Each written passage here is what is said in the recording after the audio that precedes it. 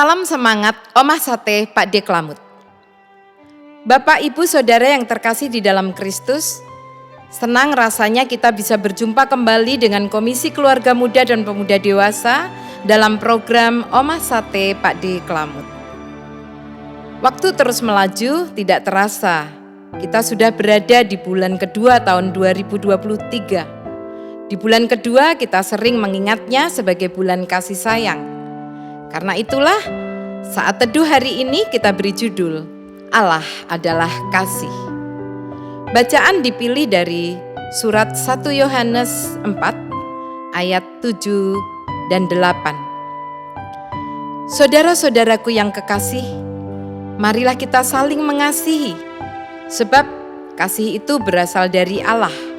Dan setiap orang yang mengasihi lahir dari Allah dan mengenal Allah. Barang siapa tidak mengasihi, ia tidak mengenal Allah, sebab Allah adalah kasih. Saudara, pernyataan Allah adalah kasih menunjukkan sebuah ketegasan tentang identitas, tentang kesejatian, tentang hakikat Allah, yaitu kasih. Allah adalah kasih. Kasih berasal dari Allah. Siapa yang mengenal kasih berarti mengenal Allah. Siapa yang melakukan kasih, ia lahir dari Allah. Tegas sekali dikatakan, kasih menjadi sebuah identitas. Kasih Allah sangat istimewa, spesial. Kasih Allah bukan kasih yang biasa, tetapi kasih Allah menjadi dasar dari kasih-kasih yang lain, dan kita mengenalnya kasih agape.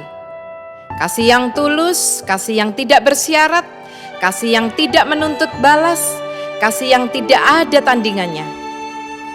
Kasih Allah diberikan kepada manusia secara cuma-cuma, tetapi bukan berarti sesuatu yang murahan, bukan obralan, bukan eceran, bukan yang berkualitas rendah. Sebaliknya, karena kasih itu tidak ada yang sanggup membeli atau membayarnya. Kasih Allah teramat mahal, sebab dibayar dengan tubuh dan darah. Itulah sebabnya kasih Allah hanya bisa kita terima sebagai anugerah, sebagai kasih karunia, bukan hasil prestasi kita, melainkan penganugerahan kepada kita yang mau menerimanya. Keistimewaan kasih Allah juga bisa kita lihat dari sifatnya yang kekal, yang tetap, yang tidak berubah-ubah, apalagi meletre. Walau kita sering tidak setia, Allah tetap setia. Jika kita menjauh dari Allah, Dia tetap dekat. Ketika kita meninggalkan Allah, Dia tetap menanti dan akan menyambut kita kembali kepadanya. Luar biasa. Kasih Allah adalah kasih yang sejati, yang tulus, murni, kudus. Bukan kasih yang pura-pura, bukan kasih yang palsu. Kasih Allah diungkapkan dan dibuktikan, dinyatakan dalam diri Yesus. Bisa dirasakan, disaksikan, diterima, walaupun dunia menolaknya. Allah tetap dengan tulus mengasihi dunia. Saudara, bacaan kita hari ini mengingatkan saya dan saudara-saudara bagaimana seharusnya kita hidup sebagai orang-orang yang mengenal Allah. Jika kita mengaku mengenal Allah, kita mengenal pula identitas Allah. Jika kita mengenal identitas Allah itu, maka seharusnya kasih pun menjadi identitas kita. Kasih harusnya menjadi ciri khas hidup kita. Hidup dalam kasih, hidup mengasihi.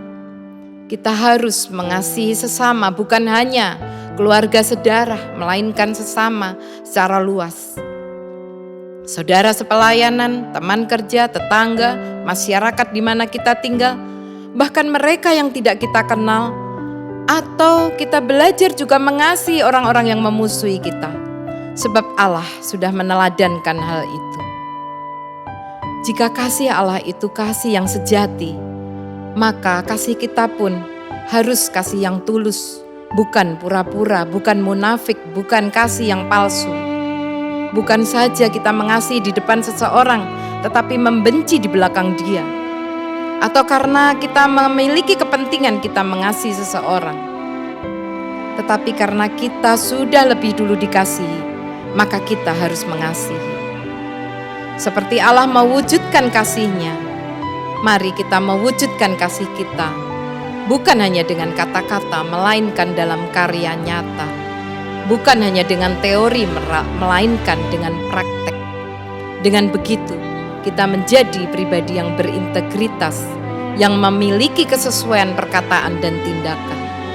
Kita wujudkan kasih dalam kehidupan berkeluarga, bergereja, bermasyarakat, berbangsa.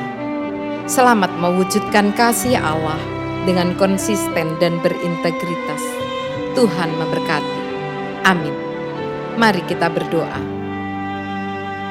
Terima kasih ya Allah atas kasih-Mu yang sejati, atas kasih-Mu yang sempurna, atas kasih-Mu yang tidak pura-pura.